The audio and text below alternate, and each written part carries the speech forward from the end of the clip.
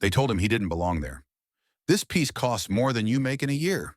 People like you don't belong in luminary jewelers. The words cut through the air like shards of glass, silencing the buzzing showroom on Michigan Avenue. Shoppers turned to watch, some with discomfort, others with smug approval, as a scene unfolded no one expected. At the center stood Bradley Coleman, the store manager, silver-haired and smug, arms folded as he glared at the simply dressed black man across from him, his gaze cold, his tone sharper than the diamonds in the glass cases. Security hovered nearby as Bradley pointed toward the door. "Jason, escort this gentleman out. He's disturbing the atmosphere." No one in the store, not the staff, not the customers, had any idea who they were dismissing. No one knew the truth about the man they were pushing out the door, and in just 2 minutes, everything would change. Not just for this store, but for the entire luxury retail industry. Hours earlier, Marcus Wellington stood in front of the floor-to-ceiling windows of his downtown Chicago penthouse, adjusting his simple silver wedding band, the only piece of jewelry he wore, despite owning Luminary Jewelers, one of the most elite jewelry brands in the country. At 42, Marcus had built his empire from the ground up. The son of Haitian immigrants, his life was a living version of the American dream.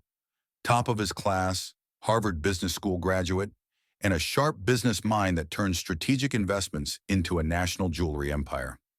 Just last year, he finalized his biggest move yet, acquiring Luminary Jewelers. "Want me to have Gloria pick up Rebecca's anniversary gift?" his assistant called from the kitchen. "Your board meeting starts in 2 hours." Marcus smiled at the photo of his wife on his desk. "No thanks," he replied. "After 15 years of marriage, I think I can pick out her gift myself." Dressed in dark jeans, a navy cashmere sweater, and Italian loafers, no logos, nothing flashy, Marcus believed in quiet confidence. His parents had taught him early that dignity never needed to be loud. He wasn't just shopping. He was doing what he often did, making surprise visits to his stores, unannounced, to observe how customers were treated when no one knew the boss was watching. At precisely 10:15 a.m., Marcus stepped into the Michigan Avenue flagship store. The marble floors gleamed. Crystal chandeliers caught the sunlight, scattering rainbows across pristine displays. It was luxury at its finest. 3 white customers ahead of him were greeted immediately by sharply dressed staff, smiles, champagne offers, warm welcomes. Marcus received none of it. No greeting, no recognition, just silence and glances that passed over him like he wasn't even there. He walked deeper into the store, stopping at the display he had personally approved last month, the Anniversary Collection, rare pink diamonds in platinum settings, starting at $50,000. For 5 full minutes, he stood alone, observing. Eventually, the store manager approached, the same Bradley Coleman who had been recommended highly by the previous owners. His eyes scanned Marcus's outfit with thinly veiled disdain. "Looking for something more in your budget?" he said, his tone condescending. "Actually," Marcus replied, calm and composed, "I'm interested in the pink diamond pendant. My wife's birthday is coming up." Bradley barely concealed his smirk. "That piece is $75,000, he said. "Perhaps something from our silver collection? We have items under $500. His voice was loud enough for others to hear. A calculated humiliation.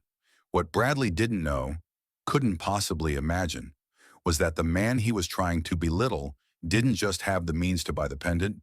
He owned the entire chain of stores, including this one. "I'd still like to see the pendant," Marcus said, steady as ever. Bradley narrowed his eyes. "Company policy requires income verification for pieces over $50,000. Do you have bank statements with you?" Nearby, a young associate named Tiffany looked visibly uncomfortable. She watched as a wealthy-looking white woman tried on jewelry without any questions. "No documents asked." "I don't usually bring bank records when I shop," Marcus replied. "And I haven't seen you ask others for theirs." Bradley leaned in, his words sharp. "This isn't a museum. People like you don't belong in Luminary Jewelers." Marcus took a breath, steadying himself. Years of navigating elite spaces had taught him restraint. "Actually," he said clearly, his voice carrying through the now silent store, "I was planning to purchase the full anniversary collection, 9 pieces. Total value? $650,000. Bradley chuckled mockingly.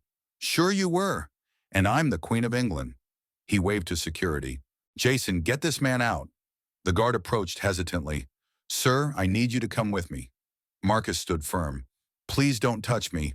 I'll leave on my own. But Bradley wasn't done. Remove him now, he said coldly. What happened next would explode across social media. Because the man being forced out didn't just buy diamonds, he built an empire. And by the end of the day, the world would know who Marcus Wellington was. He's trespassing. The words rang out with cold finality as the security guard gripped Marcus's arm. No one in the store could have imagined the firestorm about to ignite, or that the next 2 minutes would flip everything on its head. Take your hands off me, Marcus said.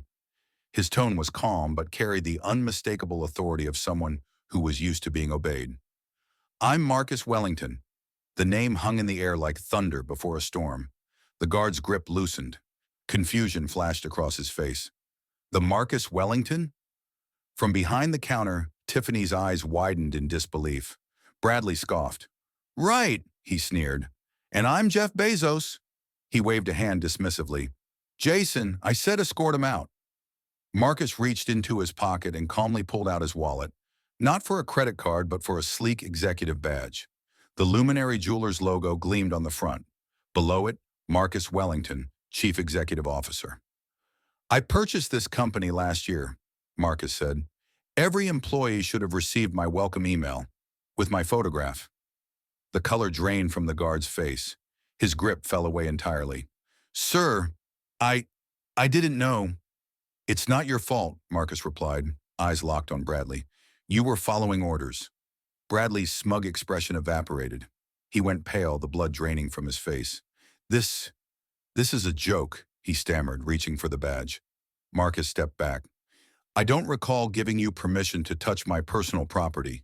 The store had gone silent. Employees and customers alike stood frozen, phones raised, recording. Every face reflected shock, embarrassment. A few, shame. Would someone please contact Gloria Winters, our Chief Operating Officer? Marcus said. Her number is listed under emergency contacts. Tiffany rushed to the counter, her hands trembling as she dialed. Bradley stood motionless, blinking like someone waking from a nightmare. Moments later, Gloria's voice rang clearly from the speaker. Marcus, is everything okay? You're expected in the boardroom in an hour. I'm at the Michigan Avenue location, he replied. Please have security footage from the last 15 minutes pulled and sent to legal, and initiate Protocol 7. The mention of Protocol 7, a full emergency leadership review, sent a ripple of alarm through the staff. Bradley's face twisted from confusion to panic. Mr. Wellington, please, this is a misunderstanding. Had I known... That's the problem, Marcus interrupted, his calm more devastating than any outburst. You shouldn't need to know who someone is to treat them with basic dignity. Bradley stepped back, flustered, knocking over a display. The crash echoed through the showroom. No one moved to help him. Marcus turned to the gathered crowd. May I have your attention, please? He didn't raise his voice, but the weight of his presence filled the room. Even customers on their way out stopped and turned. Within minutes, Gloria arrived in person, breathless, her gaze darting across the tense scene. She'd worked with Marcus for years, but had never seen this look in his eyes. Brad, Marcus said, now using the diminutive of the manager's name with purpose. Would you like to explain why you tried to remove the CEO from his own store? Bradley's mouth opened and closed. If I had known... Stop. You're making it worse. You're saying respect only applies to those with power? Marcus's voice echoed. The silence that followed was brutal. Gloria, he said, please cue up the store footage on the main display. The massive screen behind the counters flickered, then switched to security camera feeds. In full color and clarity, the entire exchange played for the room to see. Marcus entering, ignored, slighted, humiliated. Gasps rippled as they watched Bradley dismiss him, then call for security. This isn't just about me, Marcus said. How many others have been treated like this? He paused. Employees? Show of hands. How many of you have witnessed or experienced discrimination based on appearance, race, or perceived status? One by one, hands went up. Tiffany, a junior associate, then another. Soon, more than half the staff had silently raised their arms. Marcus nodded, the pain in his voice now laced with purpose. I built this company on the principle that luxury is about excellence, not exclusion. He turned to Bradley. You're fired. Effective immediately. Bradley's face collapsed into desperation. You can't. I have a mortgage, a family, and I had a mother who was humiliated in stores like this growing up, Marcus said quietly. Consider this a generational correction. So do the countless qualified applicants you likely turned away, Marcus replied evenly, just because they didn't fit your idea of who belongs in luxury retail. He turned to Gloria. Please escort Mr. Coleman to gather his belongings. His final paycheck will include 2 weeks of severance. That's more grace than he ever offered the customers he dismissed. Security, now visibly remorseful, guided Bradley toward the back office.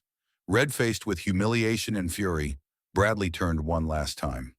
This isn't fair. One mistake shouldn't cost me everything. Marcus met his eyes with calm precision. It wasn't one mistake. It was a mindset, a pattern, a choice you made again and again, and now the consequences have arrived. As Bradley disappeared, the silence in the store was thick, charged with realization. A shift was happening, and everyone could feel it. Marcus turned to the staff. Everyone, gather around. The employees formed a hesitant semicircle, anxiety written across their faces. Some customers stayed rooted, phones still recording. What happened today was a failure, Marcus began. Not just Bradley's, but a failure in the culture we allowed to exist. That ends now. He looked to Gloria. Effective immediately, this store will close for 2 weeks. All staff will be paid during that time, for full retraining. Relief rippled through the room. But when we reopen, Marcus continued, things will be different. Bias training will be mandatory. Mystery shoppers from diverse backgrounds will test our service standards.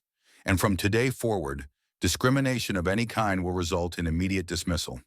Tiffany, the young associate, stepped forward, trembling slightly. Mr. Wellington, I want to apologize. I knew what Mr. Coleman was doing was wrong, but I was afraid to speak up. Marcus nodded gently. Fear is a powerful silencer. But part of our transformation will be building a workplace where speaking up isn't punished. It's expected. He swept his gaze across the staff. If these changes feel too uncomfortable, you may resign today with 2 weeks severance. Gloria will handle the details. No one moved. To those who stay, Marcus said, I promise this. Luminary will stand for excellence and dignity. Luxury without elitism. High-end, not high-handed. He turned to the lingering customers.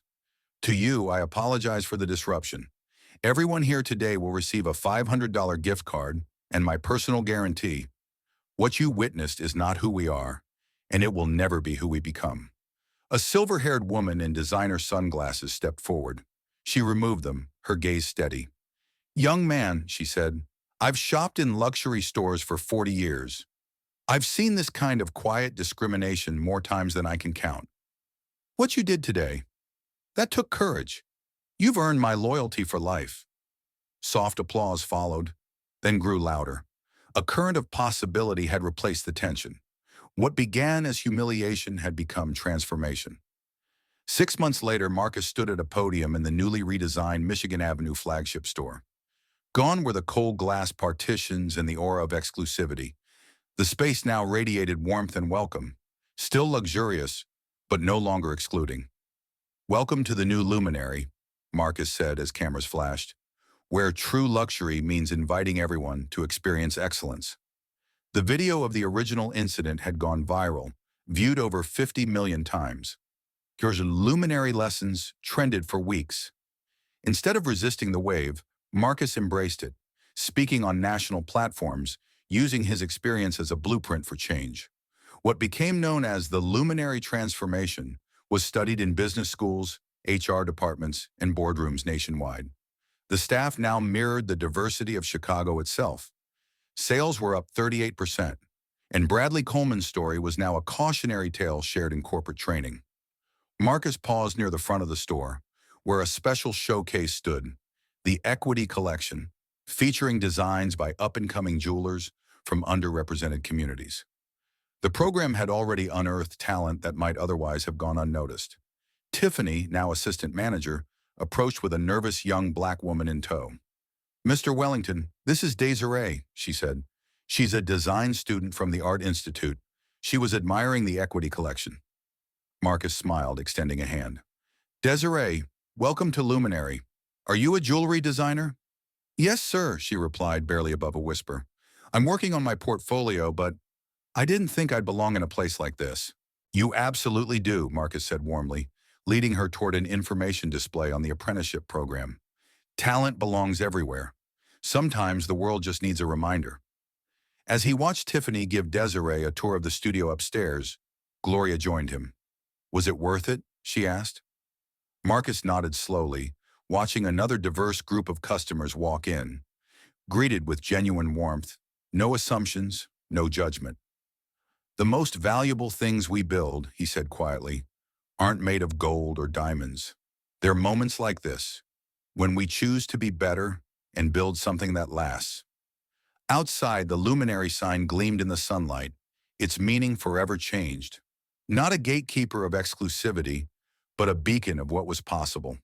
Have you ever witnessed discrimination in a high-end store? Type justice in the comments and tell us where you're watching from. And don't forget to hit that subscribe button.